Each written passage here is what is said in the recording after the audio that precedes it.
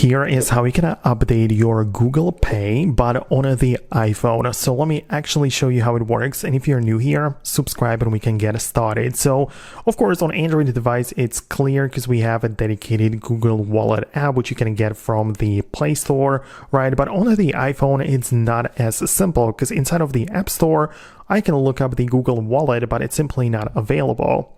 So we can still kind of like update it, but we have to use the web version. So what I would do is that I would open up the web browser. So I can use Safari or Chrome. I can go to the new tab and just type in the Google Wallet, right? So as you can see, I looked that up before. So I can just type in Google Wallet like this, and I can go to the search as like this, and you can see the first like link is what I can click on, right?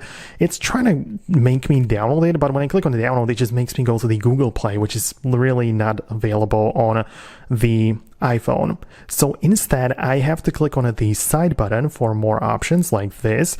And instead of download, I can click on visit Google Wallet.